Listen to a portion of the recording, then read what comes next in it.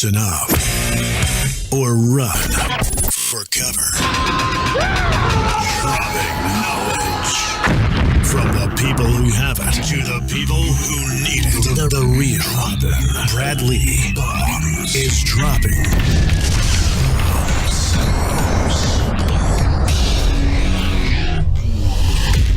what it is. Brad Lee back again with another episode of Dropping Bombs. Today in the studio, kids, I've got a treat for you, especially for those of you that are into the WWE. You might recognize this gentleman, Ryback. What's going on? Ryback Reeves in the studio. Not much, man. I'm excited to be here. You got a phenomenal setup here. Beautiful. Thank you. Man, I'm glad you're here. It's like when I found out you were in Vegas, I'm like, shit, dude. Got to get that guy on. Born and raised, I heard you were as well, right? No, I wasn't raised here. I came here in 91. Where are you from? Oregon. Okay. Well, I came here from Seattle, but originally grew up in Oregon. Beautiful up there. It is. Those drives with WWE, that was one of my favorite routes, the loops, driving in that area out there. So, Eugene, Oregon. Beautiful place. What brought you here? 76 Monte Carlo. Dude, one day I was just sitting there. I was selling cars at the time at a place called Acura of Seattle. I was rooming with my buddy Ed, and that prick got me to do acid or some crazy shit. And my buddy called that lived here and said, "Dude, you got to come down here, man. There's freaking swimming pools and freaking palm trees and UNLV and freaking 5-to-1 chick ratio." And I'm just sitting up there in Seattle. I mean, it was beautiful. And man, that was the best time of my life. It was in Seattle. Everything was going on. But my roommate wasn't necessarily having the best time of his life. So he kept saying, let's go visit. And I'm like, I don't know, man. But so one day he just talked me into it. So I told my boss at the work, hey, I need a week off. He said no. So I said, all right, I'll quit and reapply when I get back. Because when you're a badass salesman, they let you do that. Yeah. So I basically said, I'm going whether you like it or not. And so he said, all right, well, your job's not here when you get back. I said, we'll see. So I quit my job, jumped in my buddy's Monte Carlo, drove down here straight just to be here for like a couple days. Took my check. My whole check was like $2,900 for the week. And the first day it was gone. And I'm like, shit, now we have no gas to get home. And it's like, dude, we were stuck. So I'm like, let me get a side job as a waiter, earn a little money, get out of here. When I was younger. Yeah. And so I got a job at, I don't know, if you've been here your whole life, you remember Fratelli's, don't you? On Trop. But anyway, I don't know. Fratelli's restaurant. Is it a little Italian spot? Yeah. So it's like on Trop and Eastern almost, a little bit up. So got a job waiting tables. Next thing you know, met people there. They're like, go to this party, go that party. So I started going to parties and meeting locals, met a girl, and boom, been here since 91. You can get into a lot of trouble here, but were you always confident? Because that's something I left when I left WWE. I had the same, for my things, I talked about being injured, but they said, don't say anything when you leave. We'll bring you back. When I walked out, and I said, I just said, I'm going to say the truth. I'm going to say everything. I'm going to come back when I want, because I'm very confident. But have you always been that way as well from a young age, or? Yeah, I don't know if it was confident. It might have been a little more arrogant. Yeah, back then. Now I think I would say it's confidence, because I'm definitely not arrogant. But back then it was probably more arrogance than confidence. I think I was. I don't know. I don't want to say like, celebritized in the world of sales, but like, my little world of car dealership. When you work there and kick everyone's ass every month, you kind of feel like you're the rock star, even though nobody knows you. You're at a little tiny car dealership, but there I was the king. Absolutely. And that gives you some false bravado. And you could bring that anywhere. I mean, you could do that anywhere too. Yeah. Yep. Well, at the end of the day, man, people ask me, because now people for some reason think I'm confident, but and I am basically, but like I'm not. I don't know why people say that a lot, but they do.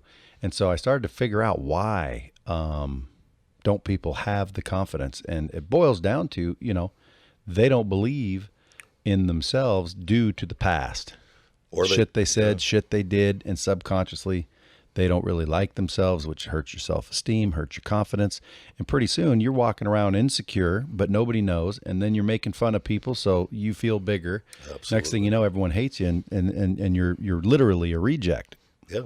I always say hard work when you work hard. And I just heard Connor on Tony Robbins' deal. And when you work really hard and you spend yourself each and every day, it creates a confidence. And a lot of people respect that and like that, and a lot of people hate it because it makes them feel bad. And I think too, for me, having any sort of success in wrestling, but for me, letting go of my ego altogether has allowed me, and just learning and approaching life just with a learning mindset. I just want to learn as much as possible, because the more you learn, the more you realize you really don't know anything. But letting your ego go as well, I think, is something for me that has drastically allowed me to open up and improve in life and not worry. But hard work, there's no matter what your job is, when you apply yourself morning to night and give it everything you got with a belief and conviction, it will create a confidence if it's not there.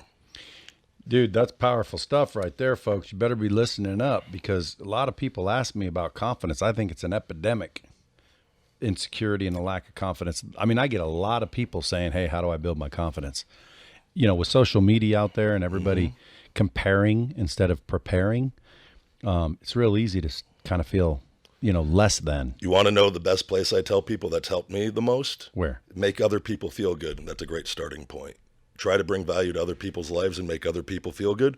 And it will start that process of attracting more good, and confidence will start coming. Because when you, whether it's on social media or in real life, when you let go of your ego, and you just look at it, how can I make other people feel good? When you start doing that, other people are going to start making you feel good, and you're going to start feeling better about yourself. Yeah. You're going to start trying harder. You're going to start applying yourself more, because that confidence is going to start building slowly. Because a lot of people don't know where to start.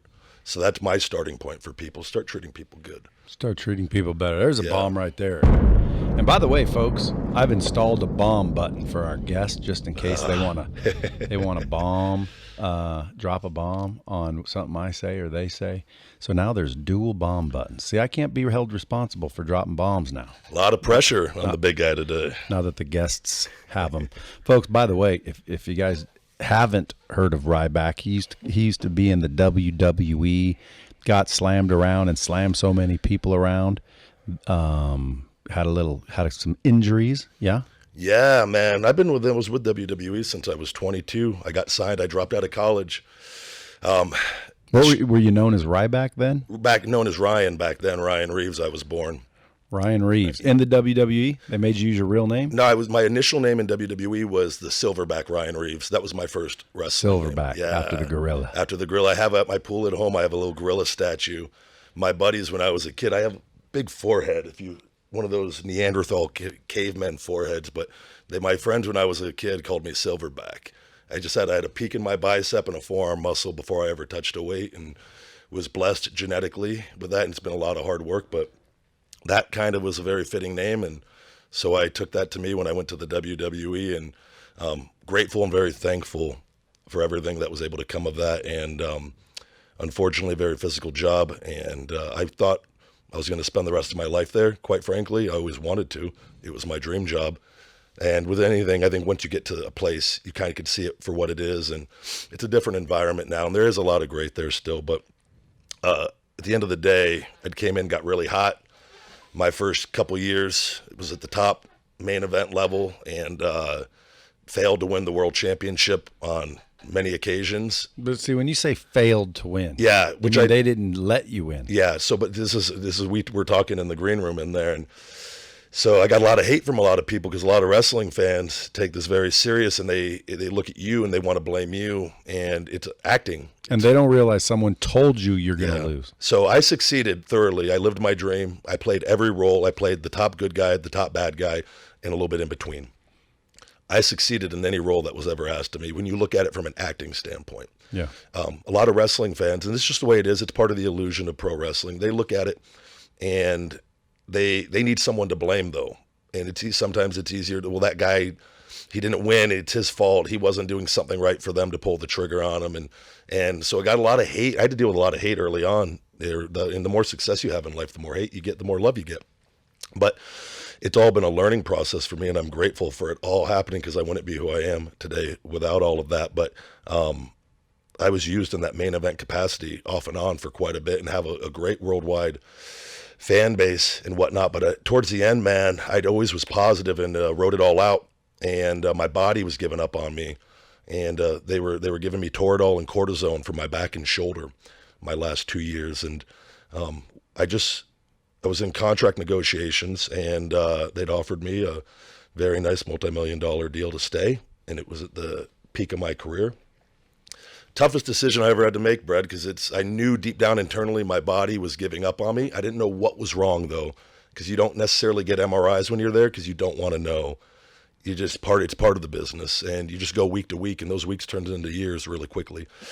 And I'd asked them to let my contract run out in August. It ran out August 8th, my mom's birthday, and they threatened me, and they said, we're gonna job you out, which is start having you lose all the time on TV. We're gonna pull you off TV, and then we're gonna fire you. Right then and there, the switch just went off in my head, and no, you're not. And has there ever been a wrestler that was supposed to lose but they refused and they no. just wouldn't do it? So not that I can recall. I'm sure there's been. What would happen if you did that? You'll get blackballed. I feel like in pro wrestling because pro wrestling is all about trust. And that's like me, no matter how much butting heads, I always went out no matter what the job that was asked of me. You go out there and perform to the best of your ability. Whether my last 2 matches there, when I went and signed the contract, I went from the World Heavyweight Championship that was promised to me. Then I got put down to the second highest title. It was for me being on the WrestleMania, the big show, winning it, then to losing, and then going on the pre-show because I went to sign the contract. So they downgraded me to the opening thing my last 2 times against the smallest guy at the time on the roster who was the champion, and had to put him over my last 2 matches there. Did it no problem. The guy is a great guy. It's part of the business. You can't, and you got to be able to give, because what would I expect? What's the attitude going to be when I'm supposed to win? You want that person to want to do the favors for you. So as a talent, you understand that respect, and you always go out and do at the end of the day what is asked of you. Now you could try to fight it and try to go in politic and express your concerns in times. I've done that at times and said my piece just so I know I tried. But at the end of the day, Vince McMahon makes the final calls, and it's his company. And I respected that enough to where a lot of guys will stay there and just bitch and complain their whole careers. I'd had many conversations with them. I decided to take fate into my own hands and bet on myself.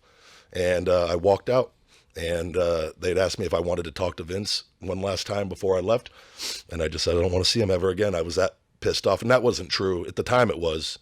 But I needed to get out of there because that environment's very toxic at times. Yeah. And life on the road and living in hotels, gone 5-6 days a week, weeks at a time, living in it. And were there groupies that would like hang out for you guys wanting to hump a wrestler? So I was just talking to somebody about this. With pro wrestling, it's a very lonely lifestyle. The fame is great. I feel like they're more recognized than most sports stars because it's all in your face when you're there. You develop habits on the road. Typically and if you look at a lot of the older wrestlers, the wrestlers die younger than everybody else. Most other sports, NFL included. And that's most of those that have worked for Vince McMahon.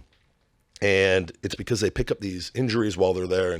But addiction to pain pills and drugs were the big thing, and alcohol before in like the 80s, 70s, and 80s and 90s. And a lot of these guys dying very young in their early 40s and 50s. Now, though, WWE has a great drug testing policy, which I commend them on. But guys, alcohol, marijuana, chewing tobacco, women. Before somebody's going to have one of those things on the road because you're living a lonely life of driving in rental cars 3 to 5 hours every night, get into a town, check into a hotel, you do your own travel, you book your own rental cars, your own hotels, you pay for all that on your own. Really? Yeah. People don't understand how much money it actually costs to be a WWE superstar. And Vince is a billionaire for a reason. And I respect that. He's done it, but you got to know how to take care of yourself, and you got to get what you're worth when you're there. Did they have a traveling gym or anything? You find them, man, on the road. You get good, and we're so lucky with the technology we have today. Yeah. Those back then, guys, you'd have to get directions, use a map. You get to use the Waze app or the GPS on the phone. You just type in a gym, 20 of them pop up. You don't even have to type anymore. No, you can talk. Talk to Siri, Alexa, and just. Go about your day. It's the best time to be alive.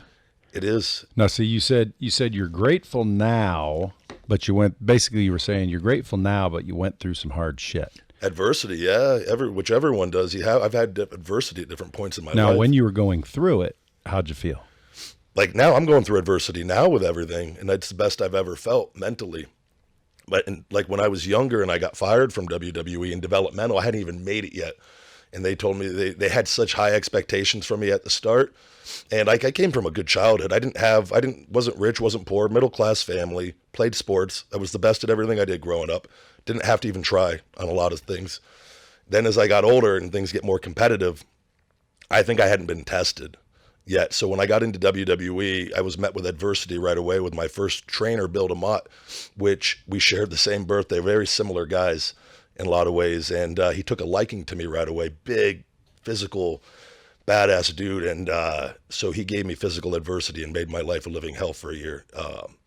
Put me through 8-9 hour training days, boot camp style training days, get in the ring and stretch me, blow me up, tire me out, just make me keep going. I never would quit, never have quit my entire life, anything. I'd rather die and just keep going.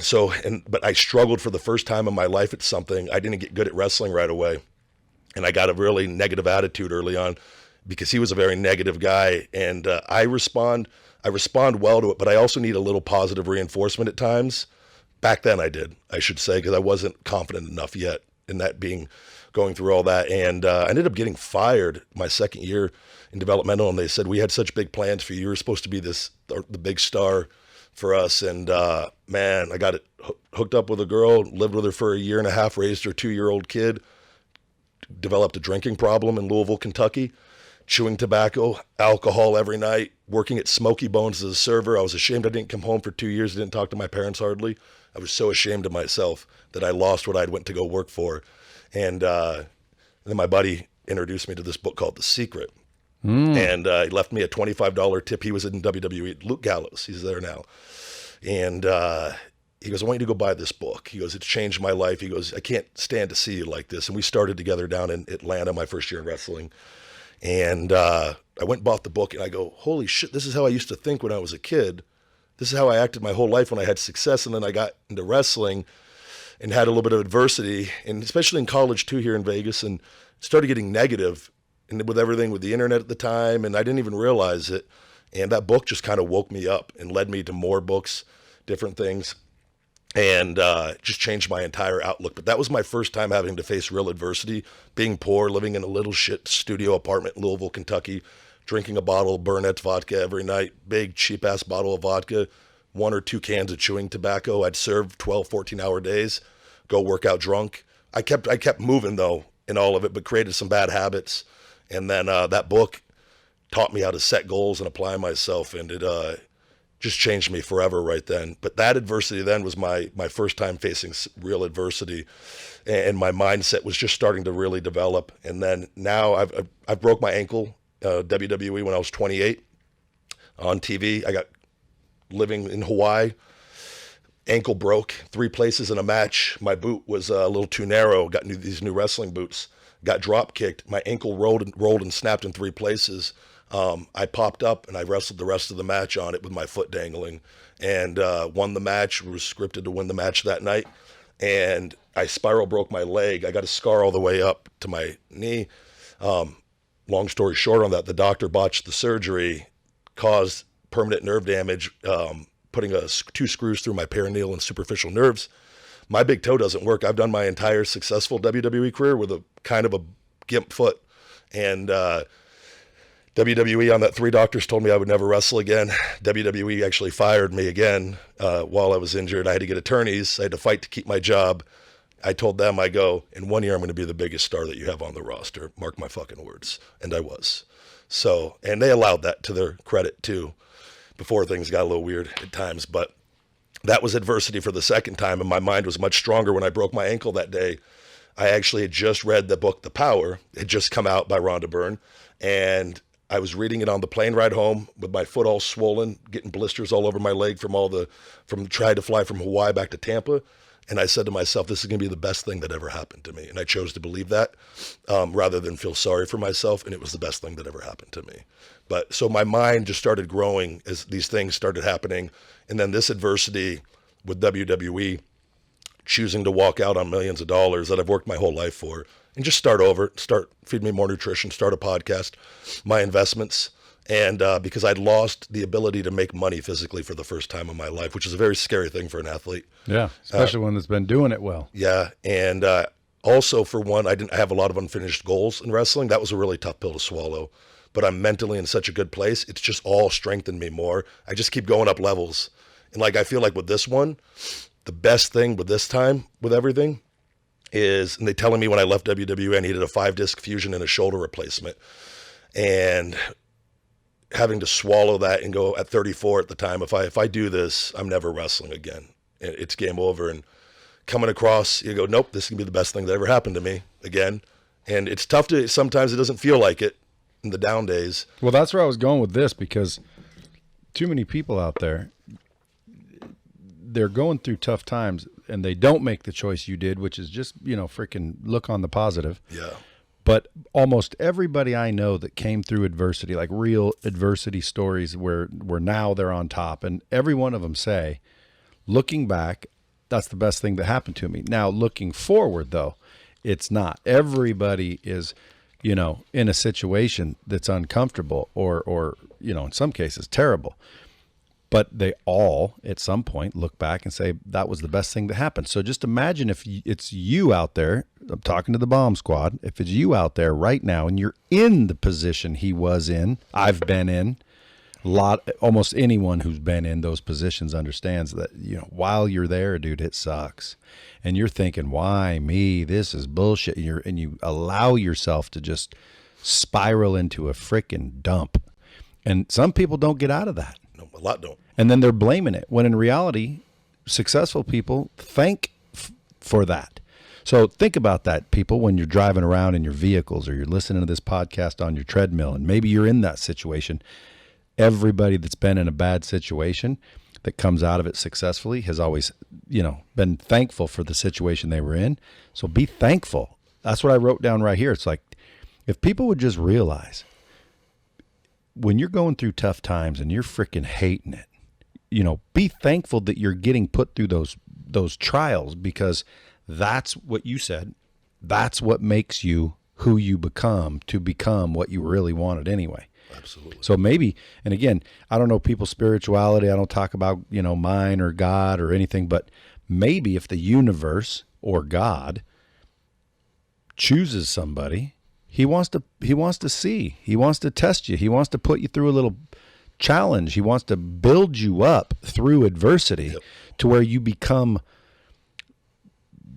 deserving, really. I said one time, the universe weeds out the weak with adversity. Absolutely. So some people quit and give up, and it's like bullshit. Dude, if you are in a situation where you're getting hit and hit and hit and you're down and down, think about it like this. This is what I did. You're being tested. You're being auditioned. You're being groomed. You're being built up for something good. So when you're in a bad situation, man, be thankful that you're in that situation. I know it sounds weird, but am I right? Absolutely right. And to add to that, and I think I've heard you even talk about this before, this, again, letting go of the ego, I think is a big thing. Dude, an ego is not your amigo. No, you got to let it go. And the whole why me, that will be your story for the rest of your fucking life if you do that. But changing it all goes back to giving. And this is the toughest thing for people. And you hear it with the most successful typically. But when we switch, for me, mindset, rather than saying, I have to, when you go to I get to, it's the most powerful thing for me, at least. And I catch myself all the time doing this. Oh, I have to do this. I have to do that. And I instead change it to I get to. You get to. Every day is a gift. When you treat every day like that and just let your ego go, quit comparing yourself to everybody, you get to do whatever you want today. Yeah. Have you heard, I accidentally, created it, but it was gold. I said, well, I didn't say anything. I explained, and it got people to start thinking correctly. Like every morning we wake up, and you kind of just wake up. It's like, oh, I got to get up. I got to go do this. I got to go do that instead of I get to. But if you think about it and you want to compare a value, if I said choose, I'll give you $1 million or I'll let you live, what would you pick? Everyone says, well, of course I'd live. Right. So you're saying that life, one more day of life, is more valuable to you than $1 million. Nobody picks $1 million. So it's so clear and obvious that, listen, life is more valuable than $1 million. Absolutely. But yet, if I just handed you $1 million, you would freak the fuck out. Everybody would freak out. Like, they'd be so pumped up and so positive for not only the day, but probably the month, man. Yeah. Nothing could shit on their parade. Yep. They would be so fired up every single day because A, they got $1 million. B, it was given to them. Now think about this. Every morning you wake up and your eyes open and you realize, holy shit, I just got another day. That's better than getting $1 million check, but we don't wake up that excited. Why not? It's mindset. That's what it is. It's mindset, dude. It's perspective. We're waking up. You just woke up. Some people didn't. Yep. And if we could just shift our perspective and get the right mindset, dude, because when I wake up every day, dude, I seriously, people always say, oh, you're just saying that. No, dude, I wake up in the morning. As soon as my eyes open, I'm like, yes. Yeah. You got to practice that, though. That's it doesn't just come. We live in a very negative society and world. And that, but there's also all this good. And again, whatever, like Tony Robbins says, where our focus goes, energy goes, essentially, that energy grows. That if we want to choose to look at things in a negative, bad light, we're going to get things in a negative, bad light. We're going to feel like shit. We're going to feel bad. We're going to find problems. We're going to go on social media and look for things that offend us and piss us off, because that's the story we're telling ourselves. That's the mindset we have. Who cares how it started? Blame it on whoever you want, but that's what we live in. We're all dealing with that. Yeah. It's so you have to practice it. And it's like I said, it goes to letting go of the ego and treating people good will get you started. That's a good starting point for everybody, and you'll start feeling better. And rather than look at people and get upset that somebody's doing good, or being upset that somebody was born into money. Fuck, we all wish we were born into money. Did I say that all the time? Yeah. Like, people hate on rich kids. I'm like, fuck, I wish I was one. If my dad would have gave me freaking cash and helped me up, I still would have built a business. Yeah. I think it's unfair to say, oh, well, your daddy handed it to you. Dude, so fucking what? I wish my daddy handed it to me. 100%. If anybody listening is really, really wealthy and you want to come give me like a couple $100 million, dude, I'm not going to be embarrassed. You can put it all over social media that Brad Lee was given his money. Good. I'll go from freaking working for it to having it, and you can make fun of me all you want. Yeah. Those people have their own set of problems. We're all dealing with it. It comes down, again, mindset, though, at the end of the day. And that's the one thing people, how. And it's just, you got to start somewhere, and that's the way. Just do good, man. Yeah, and flip your perspective, man. Like, you're going to be pissed that you have no shoes. Try the dude with no legs. Yep.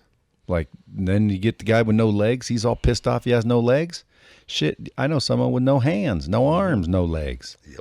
And then someone that died. Like, dude, you're alive. Even though, you don't have all your limbs, you're alive. You can go out and enjoy, help people. And by the way, that's when success kind of started coming for me, is when I started helping people. Yeah.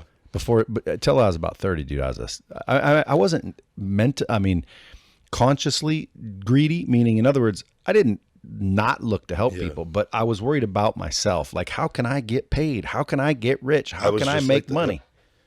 And it didn't matter. If I would have met you back at 30 years old, I would have been cool, but I'm not thinking, how can I help this guy somehow?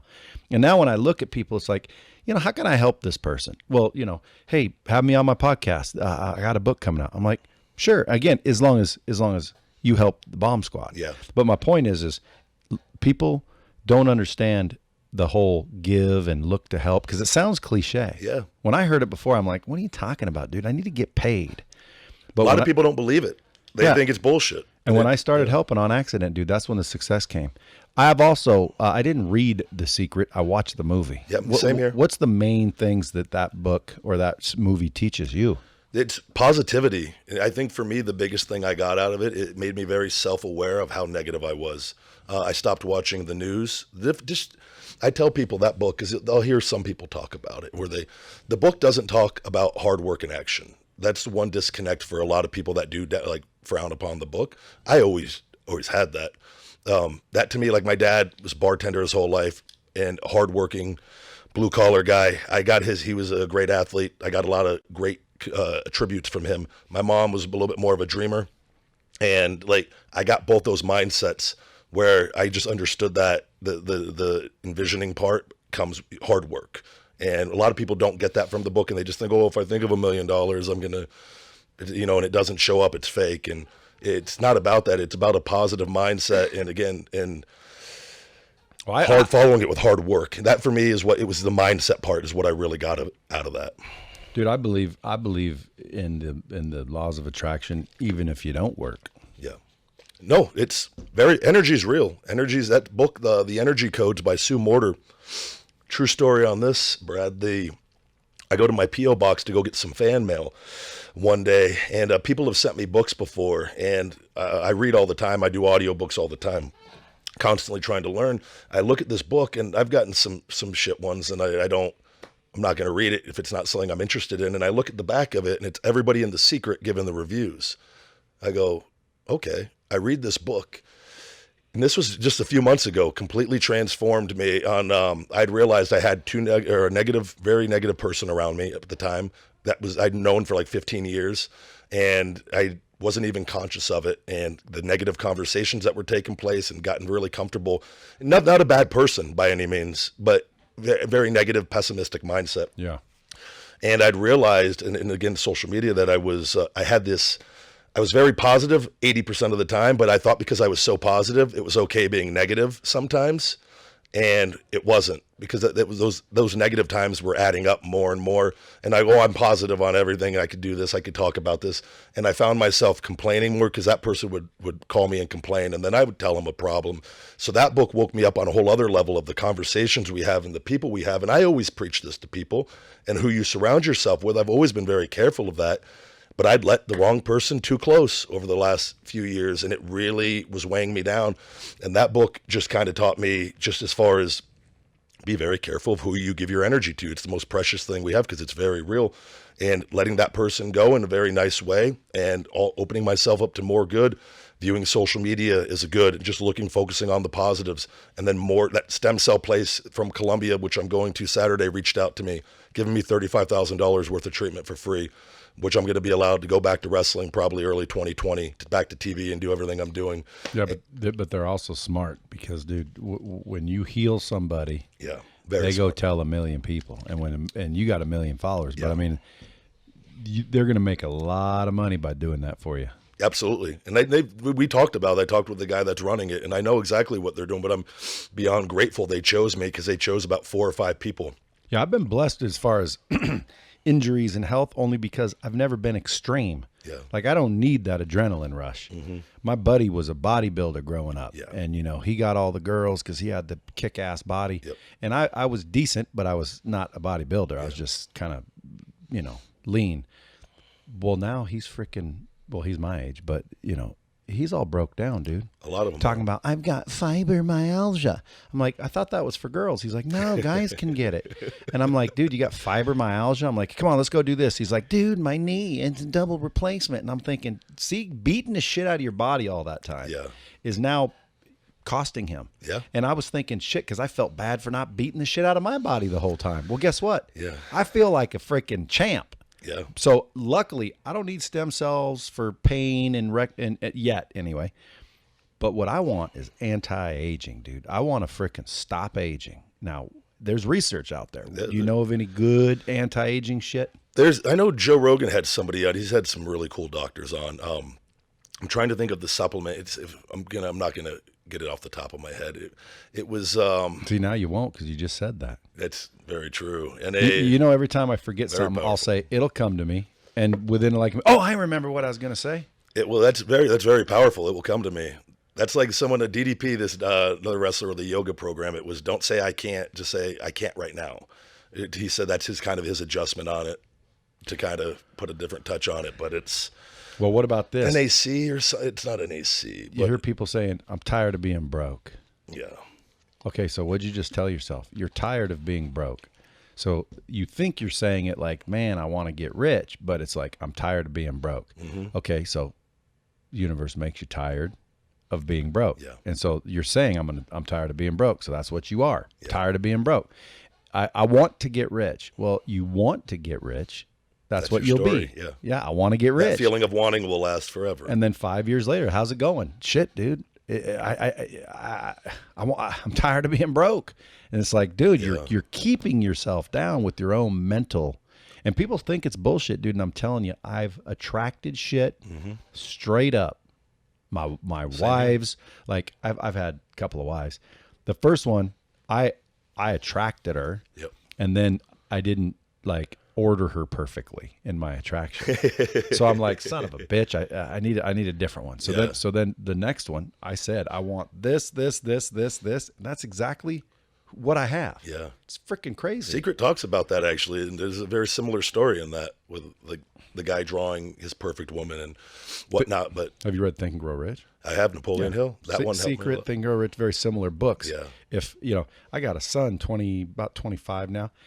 He's in here talking about Jeff Bezos read Think and Grow Rich 5 times. I'm on my second go through, and I'm thinking smart. He's got this whole business plan. I mean, dude, Think and Grow Rich, The Secret. Anybody that hasn't at least taken a look at it is stupid.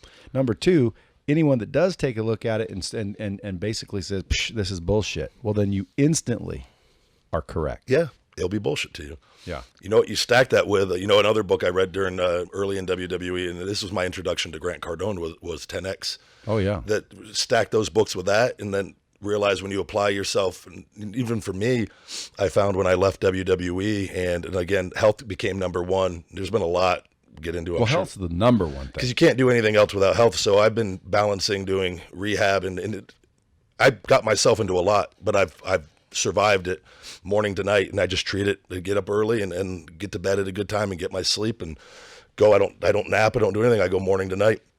But I found for me, and just slowly keep applying myself more and more and more to my projects I'm in. It's like my podcast. I was doing it for pure fun initially, and it was just fun. My supplement line was the number one thing, and then I realized I'm putting all this time into this. I need to make this a lot better. I need to 10X it, and you need to put whatever it is that you're doing. You got to give it your focus, and that's not always easy in this day and age with stuff. I think focus is in the people who have the ability to focus the best are going to be the most successful.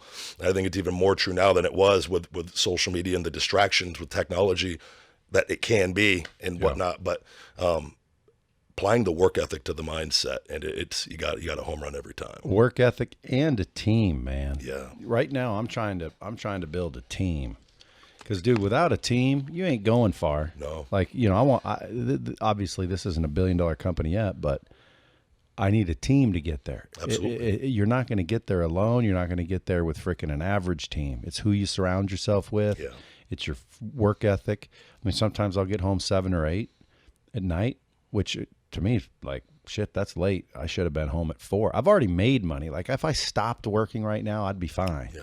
But I like what I do. I think I owe the world to keep working because, again, I get knowledge from people who have it to the people who need it. If I stop working, dude, there's going to be a lot of hurt people. Negativity wins. Gary always says there needs to be more people doing positive things, and it's a responsibility I think that you got to take and set an example. Next time you talk to your boy Gary V, tell him, dude, you got to get on this podcast. I'm sure he would love, man. I'm trying to get him on mine. That's too. I think he's very open to that stuff. Well, shit, dude. I'll have him on. Obviously, I don't do web. You have to be here. Yeah. I've had some pretty big people say, well, I'll do it, but like online. And I'm like, can't do it online, bro. Yeah, it's not the same. Got to be here. Yeah, I agree. But Gary V, I'd even do it online for him. Because, dude, he is a workaholic. He's busy. But if he comes to Vegas and has a spare hour, shit, dude, swing by. The only thing I'd argue with Gary on is one thing. What's that? Patience. Yeah. Like, fuck patience. You don't need patience. What does he just... He says patience. He says patience. But but see, that's why I want him to be on my podcast. Okay. Because I don't think he means have patience. I think what he's really meaning is understand things take time. Yeah. Which is, I agree with. But he says have patience because most people believe that patience means understand that things take time. That's not what patience means. Yeah. Do you know what patience means? What's the definition of it? I'll just let Siri tell us. Hold on. What's the definition of patience? That may be beyond my abilities at the moment. What's the definition of patience? The capacity to accept or tolerate delay, trouble, or suffering without getting angry or upset. Now, who the hell wants to do that? You got a great point on that, Brad. Dude, that's what patience means. That's what patience means right there. I Serious, don't want that. Thank you. And not only that, dude, when I was 2 years old, apparently I was getting underneath the counter and I drank turpentine. So basically I died. My dad comes home, finds his little boy on the freaking floor, blue. I don't know how long I've been dead because I heard the story, obviously. So I was there, but I wasn't there. Yeah.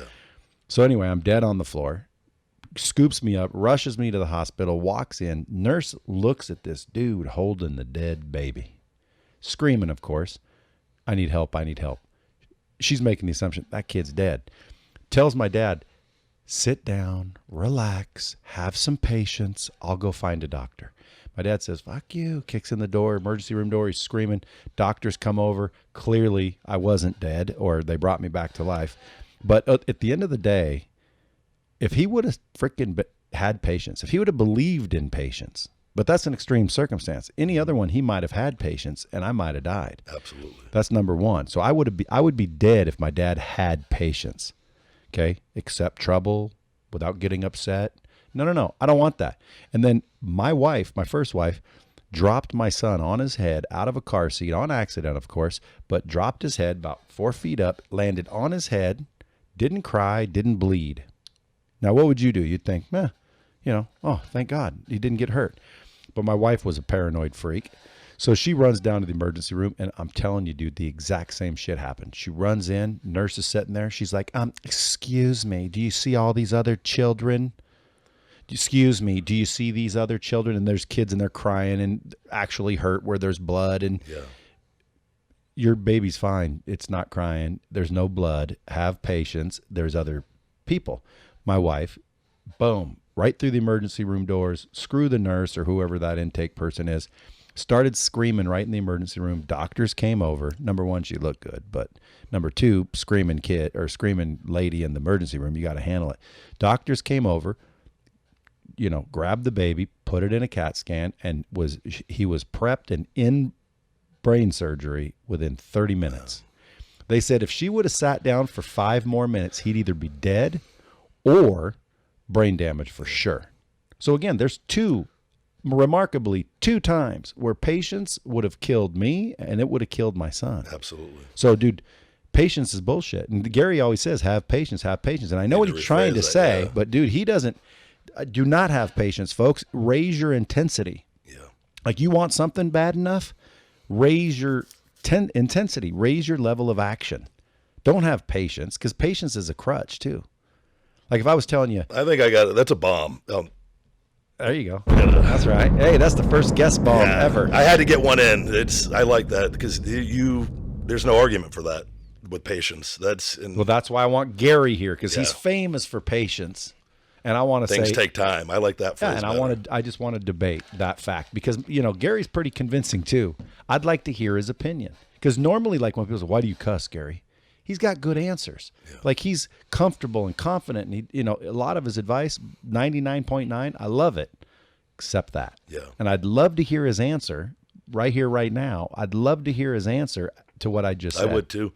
I think you bring up a great point too, though, and I just did an interview with this guy, Chris Van Vliet, and for his YouTube show. And the one thing that seemed to resonate with people, I just said, just be yourself.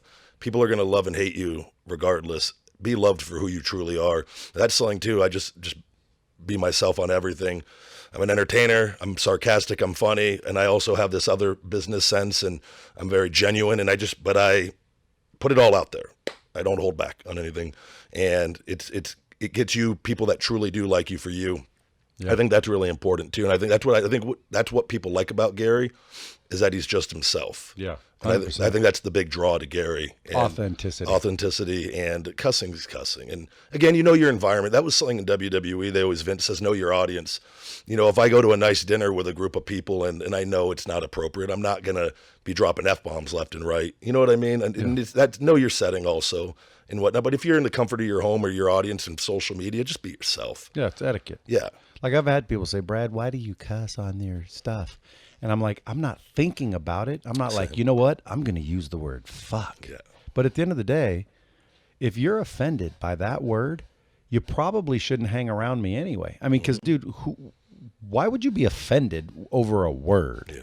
Like, it's a word. We made that shit up. Like I just said, shit. We made that feces up.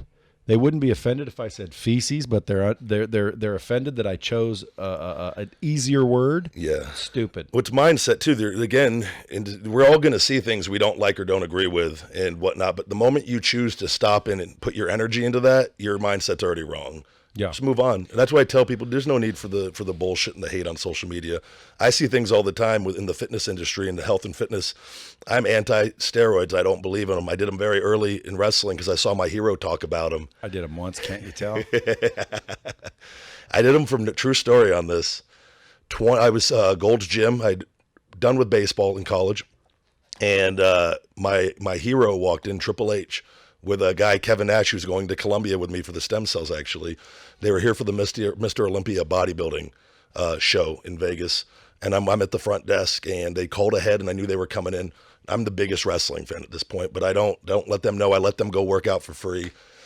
Afterwards, they're at the juice bar talking about steroids. And right then and there, I think I was 19, almost 20. Right then and there, I was anti everything back then, and that's what I need to do to make it. And I loved Arnold as a kid. Biggest mistake I made with Arnold is I equated his success to steroid use, which is why a lot of people in the fitness industry justify doing it. Well, Arnold was successful. He was successful because of his mindset. And it was a different period back then. It helped him in bodybuilding, yes, but everything else didn't help him in. And all that. And he wasn't doing anything past that, probably outside of medicinal and whatnot. But I justified it when I was that age, and I did it for 4 years, off and on, very mildly. But and then finally, when the wellness program came in with WWE, I stopped everything, and I was able to. I never did a lot, so I was always able to keep my physique.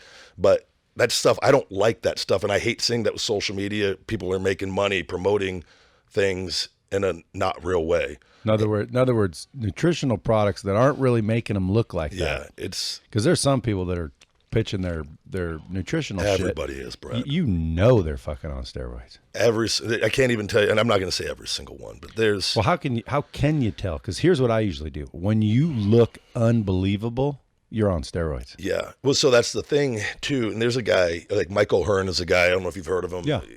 He's 50 years old and he looks absolutely amazing, and he's gotten it his whole life.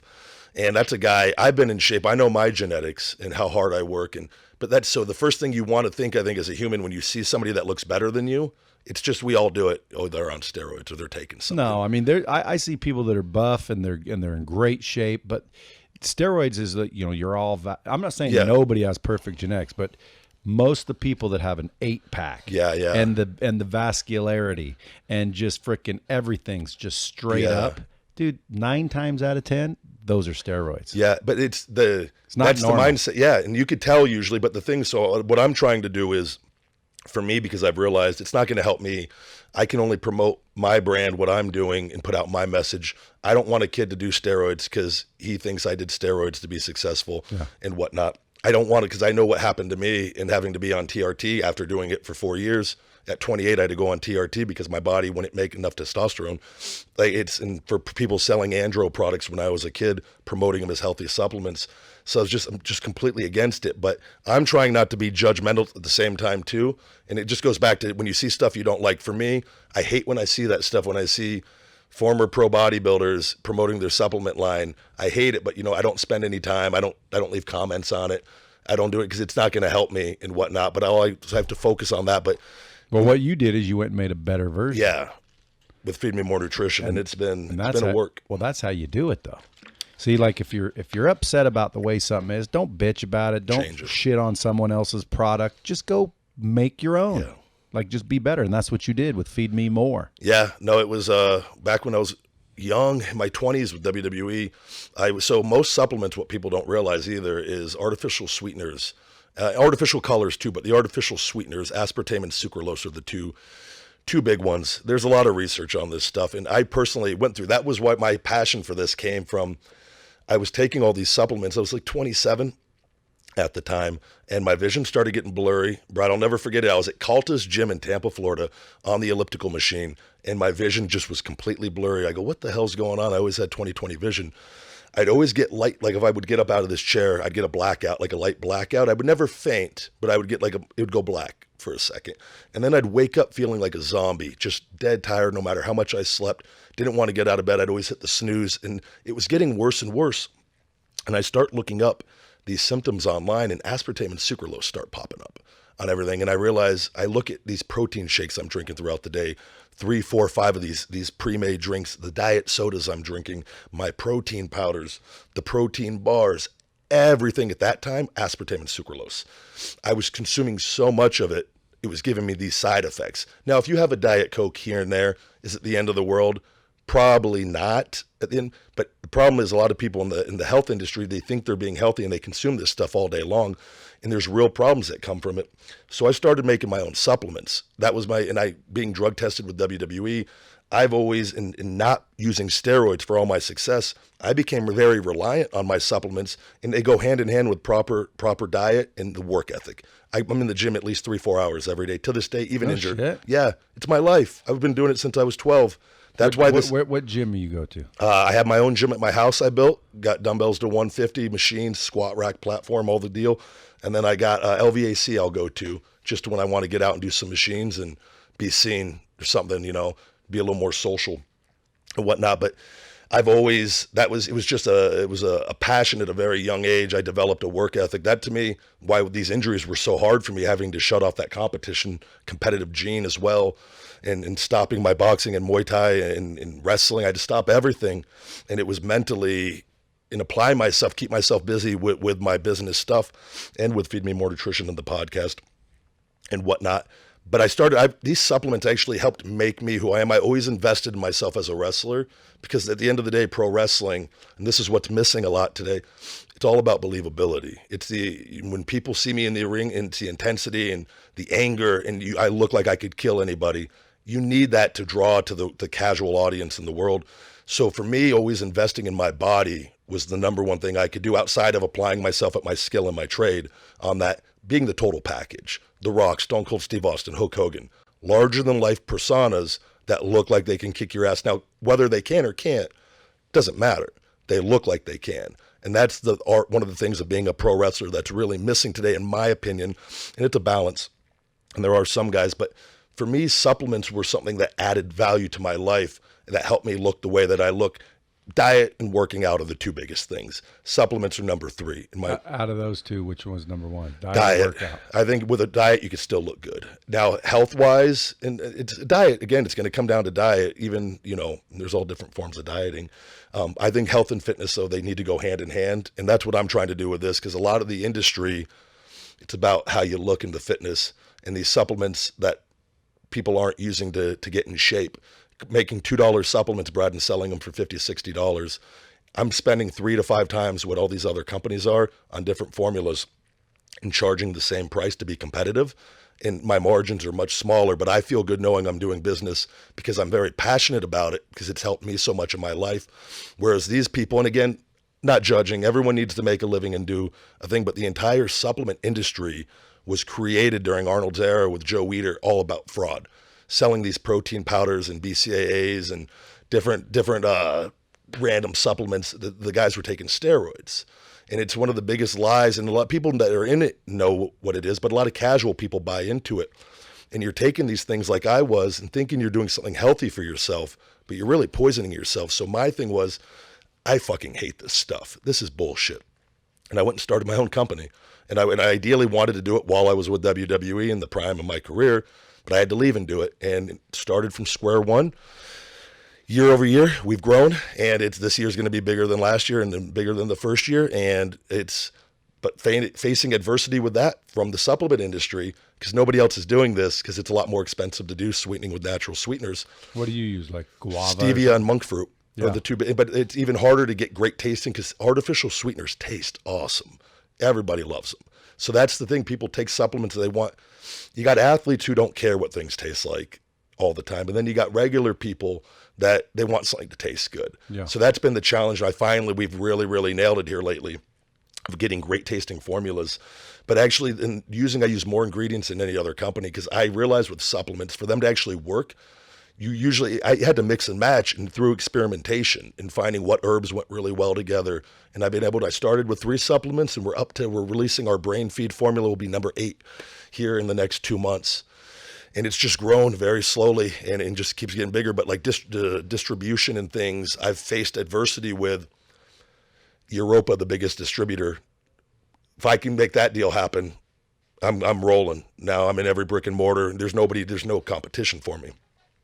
They don't want to adjust their price margins to what they're paying for the cheaper supplements because nobody gives a shit about anybody's health. It's all about money, which I get, business, but it's like healthcare. I feel like there's a good way to make money and a bad way in business.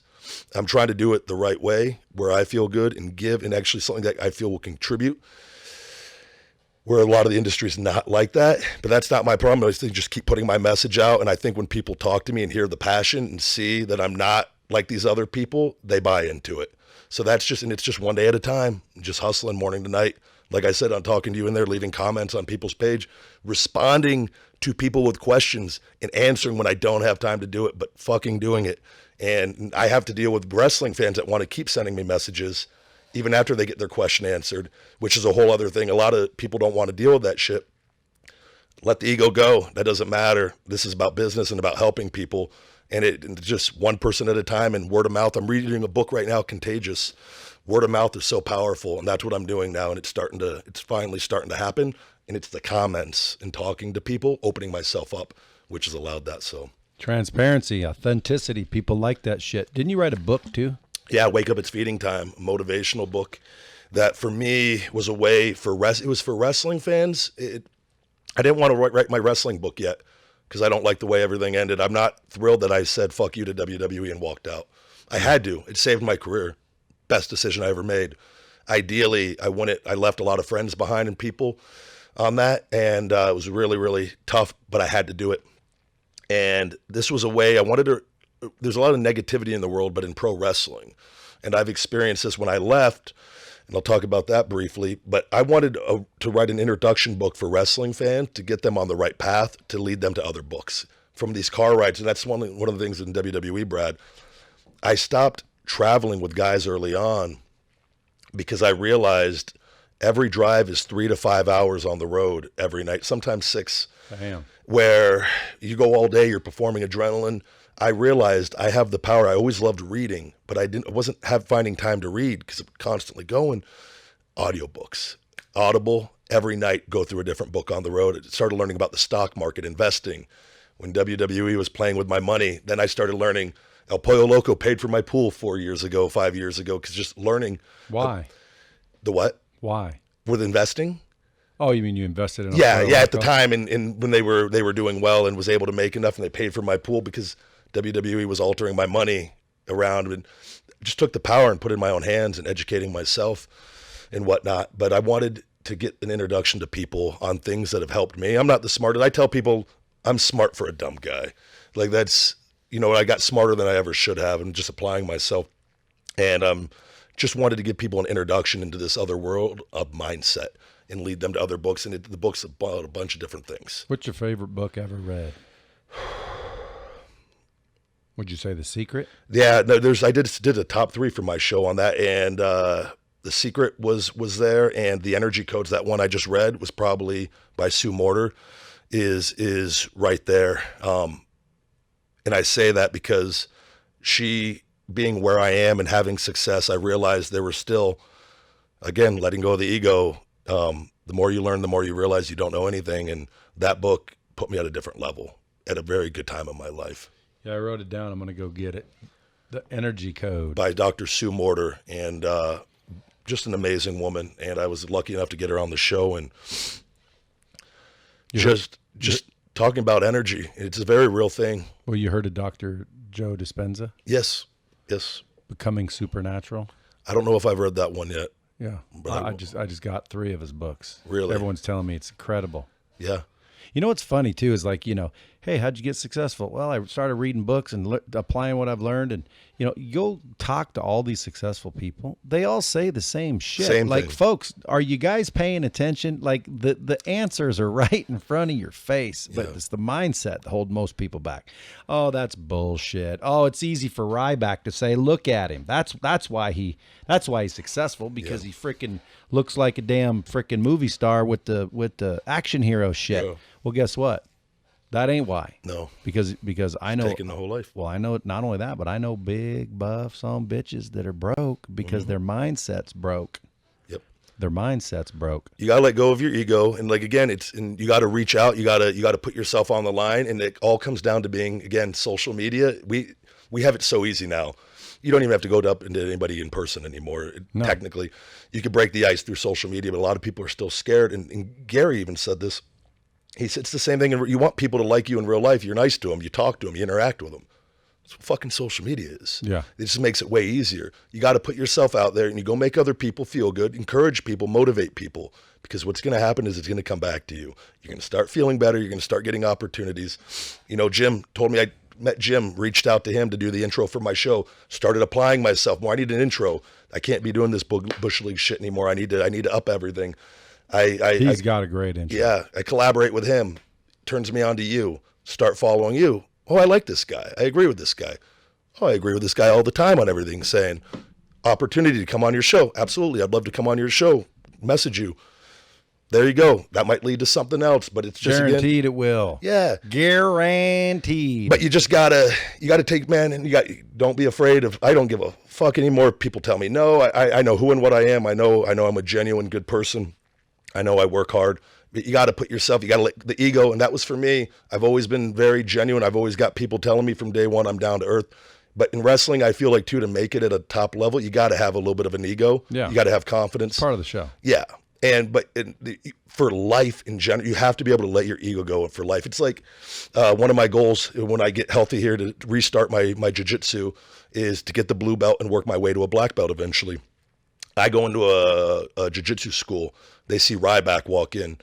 I have to let my ego go. And because that black belt instructor that's from Brazil, who's just a fucking badass, doesn't want me rolling around with the blue belts or the purple belts or the other white belts. He wants to make Ryback tap out. Well, I'm competitive, fucking let's go. Now, if my ego gets in the way, no, I'm Ryback. I can't put myself in that position. I'm never going to learn. You got to put yourself out there, let the ego go. And this is just one example. And you go in there and he might make me tap out, but the next time I go in there and the next time I go in there, then I'm rolling with blue belts and purple belts and I'm making them tap out as a white belt still. And I'm learning, I'm picking up what this guy's doing with me. And then in 3 years, 4 years, 5 years, when I'm finally a black belt, it's because I put myself out there and let my ego go and just decided to start learning. I think if we could take that approach to everything and just look at life as one big learning experience and just make life a lot easier. Unbelievable, folks. You better pay attention to that one. Too many people complaining, man, when they should be freaking excited. Like I said, I think the best thing that came out of this episode right here, I mean, there's many, but the one thing that I love the most is that I re-recognize, because sometimes everyone forgets. Mm-hmm. Like, you forget the basics. You forget to be positive. You forget to be grateful. But I started to forget that, man, hard time. It's been a while since I've had hard times. And again, I don't ever think I had hard times, but compared to what normal people are saying hard times, I've been broke, dude, a million times. But it's been a while, thankfully. And I think I started to forget that those hard times people are going through, man, how do you help them with those? Because when I was going through hard times, it's like, dude, fuck your advice. Give me some money. Yeah. Like, fuck your advice. Pay my rent. Yeah. You know, and you know, guess what? Looking back, that is what helped me succeed, is the hard times, is the hungry times. Yeah. If someone would have given me money, if someone would have freaking handed me something, and I'm not saying I wouldn't have, I'm saying it could have affected how I turned out, the mindset that I would have had. I got tough. I got diligent. I got freaking, you know, perseverance and determination. Like, it was molded in those tough times. Yeah. And so, and it served me. So if you guys are listening out there and you're having tough times, rough times, almost be thankful that you're being tapped, because I think you're being tested. I think you're being molded into what you've actually wanted or thought you've wanted, and now you're wondering why you're being shit on, dude, be grateful that you're being shit on, because guess what? That's what's going to make you great. At least that's what everyone says. And this is in that book, The Energy Codes. This was my favorite part from the book, and you just reminded me of it. And this has drastically helped me. Adversity will allow for success. It gives us opportunities for success and to overcome it. But when we look at everything with the mindset of everything happens in our life for our favor and betterment, if we could take that approach, and I've been doing that on everything. My dog, Sophie, has gone through she has disc disease at 3.5 years old. She's had 6 surgeries, ruptured disc. And unfortunately, it's not going to go away. And I was looking into stem cells. It doesn't exist yet for dogs. There's no research on it. But there is another procedure I found that we can. I'm going to end up driving her to Dallas when I get back, because she's lived a very conservative life. For 19 months, I haven't traveled, essentially, because I love this dog more than anything. And I chose, though, to look at that, and that this situation, it helped me greatly with everything going on. Everything I'm going through right now is no different than the early points of my life with the adversity. It's all happening for my favor and betterment. As soon as I accepted that in my career in WWE, the moments that everyone thought I should have won the championship, it all happened for a reason. And to get me right here, all for my favor and betterment. And that has allowed me to accept things and to move past them and grow from them. So I think that's another thing that can really help people. Everything happens for our favor and betterment. Mindset. See, folks. Listen, if you guys aren't following him, go on Instagram. It's the big guy Ryback 22, right? Absolutely. Yeah. Thank you very much for having me. It was, I dig everything that you're doing. Dude, if you're local, I'm going to bring you back. Oh, I would love, man. I'm a real chatty Cathy, as they say. Well, good, dude. We haven't even tapped into freaking a fraction of what you know and what you've learned. And dude, that's all we want to do is bullshit and tell stories and see if it helps other people. So if you guys ain't following him, go to @thebigGuyRyback22 on Instagram. Google him, obviously, Ryback Reeves. Go to feedmemore.com, and that's where his nutrition line is. If you guys are into working out, fitness, things like that, go check out his nutrition line. It's all high-quality shit. Everyone says it, but his is actually real. Pick up some quality nutrition and just test it out. You help my man Ryback, but more, you might find out that your workouts and your supplements are some of those ones that are just bullshit. Now there's CBD coming out, and yes. I was talking to a CBD guy the other day, and that's supposed to do some miraculous shit for people, and I'm like, so it's exploding, and he goes, yeah, but unfortunately it's not really as regular. There's CBD gummies being sold. Yeah. Apparently they don't have any CBD in them. They just slap CBD on the label, and no one's pointing them out. I invest in a company, Aurora Cannabis, out of Canada, who they're actually through Australis. They're building here in North Vegas, up near me, near Aliante, I believe, up in that area. They're the number one company, everything they're doing. They just partnered with UFC, and they're doing CBD studies with the UFC at the Institute here, actually. Yeah. And they're doing it the right way, and they're gonna do it the right way. They're gonna kill it. It's just much more expensive. So you got these jackoffs out there making freaking CBD gummies that don't even have it. It's like supplements, and that's people doing it and not putting in what they're supposed to. And it's like, I get everything third party tested. It's more expensive, but at the end of the day, you have peace of mind knowing you're getting what you get. Yeah, and so Feed Me More Nutrition is all dialed in. Yeah, and we're available on Amazon, multiple sellers, and feedmemore.com is my personal website for that as well. And Conversation with the Big Guy Ryback, available everywhere. Yeah, dude, go subscribe to his podcast. Unfortunately, like an asshole, I haven't heard it yet, but it sounds good. We got a lot of great guests. I just had Dr. Berg, this keto doctor, intermittent fasting doctor on. I got people from health and fitness, wrestling. Is that what you're talking about? Yeah. Health related. I do. It's a lot like Joe Rogan. I just do things that interest me, that I learn from, and then my listeners learn from. And then I got the wrestling report every week, like Joe does with the UFC. I have for pro wrestling, because that's my bread and butter and my audience. And then I give these people access to these great minds that are so much smarter than me, that I can learn from and get them kind of.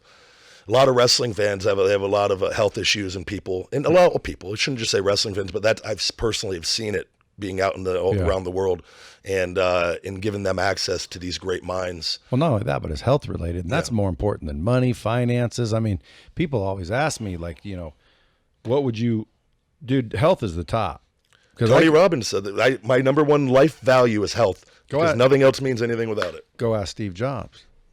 Like, dude, that guy had all the money in the world at that time. I bet you he would have given me all of it if I could go save his ass for even another 6 months. I bet you he would have gave me all of it. Like, Absolutely. give me all your money, all your accumulations, all your worldly possessions, and you can live. People will be like, there. Yep. And it's crazy, dude, because people disregard their health and frickin' eat shit and don't work out, and they're dying inside and they don't even know it. One thing, too, I want to say, I just had this done yesterday. I got my results. I had Dr. Thomas O'Connor. He's called the anabolic doc. He actually works with a lot of bodybuilders. He's against steroid use because it's so bad for you. And the research shows it. And anyone that says it's not. What about TRT, though? No, that's a completely different. That's healthy. And I'm a big advocate of that because I'm 50 now, bro. Yeah. I want... And by the way, I did steroids before. So, I mean, I did test and well, actually, one time I did test, Winstrol V, and Deca. This was a long time ago. It's more than anything I've ever. Yeah, and so, well, again, I told you my buddy was a bodybuilder. Yeah. So he was all huge. And of course, he was doing it all the time. But he talked me into doing little tests, little Deca, little Winstrol V. Winstrol. V. Yeah, Winnie, yeah. And so, dude, I got freaking ripped when I was young, but then I just stopped. I didn't know I needed freaking, post-cycle therapy all or that to get, shit. I just stopped. Your test levels will sink. Yeah, and then come back a lot. And then, shit, I don't remember, like maybe 7 years ago, I got in freaking kick-ass shape. I was doing HGH and test, but I was doing it more therapy therapy levels. Like, I think I was doing like a half cc a test a week, or maybe even a cc. I don't know. Is that a lot? Yeah, usually what you'll do is anywhere the range and everyone absorbs it different, uses it, metabolizes it differently, but usually 1 cc, 100 milligrams to 200 milligrams is usually no more than that in TRT dosages. You'll be within the normal ranges. Yeah, so I was doing that, and then I just and by the way, I did that for about 18 months nonstop. Oh my God! Bing, bing, bing, bing, bing. You're not bing, supposed bing, to bing. do that more than 3-4 months, probably. I know. I didn't know any of that. So I'm just ding, ding, ding, ding, ding, ding, ding, and then I just stop. So again, who knows? My T levels might be 0. I promise you, I guarantee you, if you need to, that's something I'm a big advocate for, is I get blood work done multiple times a year. I'm afraid to get blood work because they might tell me I'm dying. No, that's the same thing. I was afraid to get MRIs. If I would have got MRIs with WWE, I would have known about my injuries and things I was doing. But again, it's all worked out good. If stem cells didn't exist, my career would have been over, though. And I think sometimes, though, letting fear control our emotions, we got to overcome that shit. And you gotta just go. You got to get your health checked, because without it, we're nothing. Testosterone, total testosterone, free testosterone, your estrogen levels, your thyroid levels. Go get a complete panel done. Go to a board-certified endocrinologist. A lot of people, regular doctors, don't know. This is not, doctors are amazing, brilliant people, but there's a lot that aren't educated on the matter. Look up Dr. Thomas O'Connor. Is he here? He's in Florida. I believe he has a practice. You reckon anybody here? My doctor I go through here, the stem cell doctors also does that as well. I would recommend. I can give you that info when we're done here. Dr. Baumgartel here through Nevada Spine Clinic has helped me tremendously with all that. But going and get your test levels. But I just went recently. I'm 37 now. I feel great outside of everything else. I've been very fortunate and blessed health-wise. But I did those very mildly from 20 to 24, and I went and got all my heart tests done. I was scared shitless, Brad, because that same thing. I go, I don't know do I want to go get this done? I've not done anything crazy. I'm very health conscious, but what if there's a heart problem? That's going to change everything. Or frickin', you got prostate cancer. Yeah, bro. you never know. So I went and I got all the heart tests done. I just faced it head on, just went in, passed. And then the big test I recommend, a lot of insurances won't cover it. Coronary artery. Calcium score. That's yes. Right. Coronary artery calcium score. I just got it done. It came back 0. Perfect score. No plaque or anything in my arteries. That's awesome. So which people know I'm not bullshitting them about the drugs, because if I was doing drugs, that would not have been 0. Not only that, your supplements. Yeah. Everything. Shows that it's clean. Yeah. And I always post my blood results. I show people my normal testosterone levels. You got to back it up this day and age. Why do I got to go to an endocrinologist? There's a Quest Labs down the road. Yeah, or another good place. Even there's different places. There's online places. Titan. This place called Titan Medical. I can give you their info. They do it over online as well, and they give you to do the consultation through the laptop, face to face. A lot of people go through that. I always like board certified endocrinologists, just because they're usually. Well, you mean to tell you the results? Because you can go anywhere and get the test. Oh no, you can get the test. Yeah, if you can get the test done on your own. If you just want to know your total tests, free testosterone, estrogen ratios, that right there will tell you if you need to be on TRT. And what's it?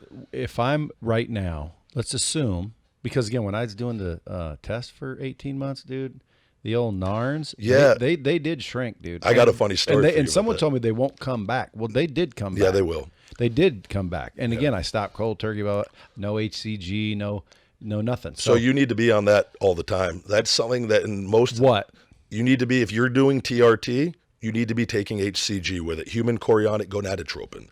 And that is for your testicles. And it's just signals. It gives you the little LH pulse, which keeps your testicles full size and functioning properly. Yeah. A lot of doctors don't prescribe that. I've had to go in there and not be patient. If I would have no balls if I just listened to a lot of these doctors, but educate myself and talk to people. I know this other doctor. Well, nobody wants big, huge balls anyway, do they? You want it's a balance, Brad. I think with anything in life, balance is key. Well, real quick, my question, because you're going to be taken off, and I want to make sure I get this answered. If I'm down on the T, let's say I'm 100 or 0, because supposedly I will be. Yeah. Age alone would have done it, let alone the starting. Guys in their 20s are having it now. Right. So if I'm here and feel as good as I feel, because dude, I feel good. I have energy. Are you drowned? All these symptoms you hear about. Are you this? You that? You might have low T. I got none of it. Like, still fucking libido. Sure. Yeah. Everything's normal. I didn't notice it either. I had it for 4 years and I felt fine. Yeah. So if I feel this good low, what will I feel like if I start doing the TRT? I think it just gives you more motivation. It gives you more drive. Does it make you younger? I think that's, as you age, let people age from their testosterone lowering, growth hormone lowering over time. We're all going to age eventually if we're lucky enough. You can't, Father Time is undefeated. I'm sold. Folks, I'm going to go get my blood work. And if I'm low, give me that shit. I got a product, actually. I'll send you here a few bottles. No joke. This is no bullshit. I created my testosterone booster. My low T was always in the hundreds, and I was able to get mine up to 400, back to low normal, actually, just above it, with my product called the Big Guy All Natural Testosterone Booster. I tell people, go get blood work before your test and after your test. The average scores raised 200 to 300 points on the total testosterone with it. No bullshit. So, and I tell people, money back guarantee. If it doesn't work, there's some people with a medical issue that do need to be on TRT. My total test, when it get past that, I was at the low end. They advised I go on TRT. So, well, I'm already going to hit up your site, because some of the supplements I have definitely have aspartame and sucralose. Cut that shit out. I know this buff sumbitch. I said, I was talking about the aspartame. I said, this shit that I got, there's some aspartame in it. He goes, he said, so? And I said, so I heard that gives you cancer. He goes, fuck, dude, everything gives you cancer. Quit being a pussy and just take some supplements. People that and do drugs and do steroids aren't looking at it. They don't give a shit anyways. And here's the thing on that. If we're lucky enough, we're all going to be old, and you're going to regret it one day, I promise. Yeah. I'd rather be 80, 90 years old. I don't want to be fucking crippled. I don't want to be done. I've had a glimpse into old age here. Getting out of bed, falling to my knees with my back, needing the 5-disc fusion of my shoulder, not being able to move it. At 34, I've went through all this. 35, it's not a fun life. And doing things and having to go through cancer and things, it happens. But if we can control our environment as much as possible, do it.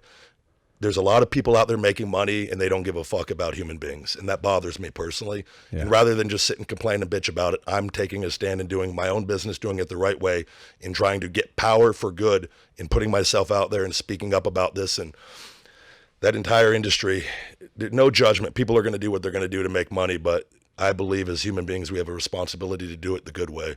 And that hasn't existed for a long time. You're a good man, Ryback. Thank you. Hey, folks, listen, go follow him. Get some nutrition. I'm going to go to your website. If I tell you right now, you'll try to give me all that shit. I'll just go buy it. And I'm going to go listen to your podcast, folks. Listen to his podcast. If you love it, add it. If you don't, shit, at least give it a listen. I'm going to do so.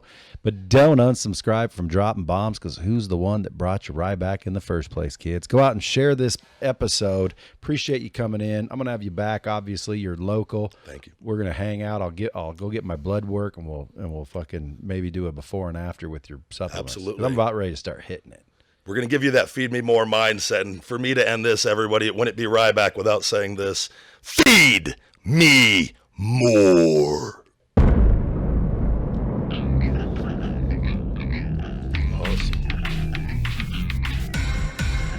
Hey guys, it's the big guy Ryback, and I just want to say thank you very much for watching. Go ahead and punch that like, smash that subscribe button, and check out my all natural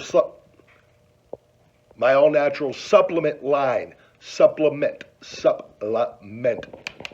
Stupid, my all-natural supplement line, Feed Me More Nutrition, available on Amazon and feedmemore.com. And as always, Conversation with the Big Guy Ryback, available on all podcast platforms, iTunes, Google Play, SoundCloud, and wherever podcasts are available. Never forget, feed me more.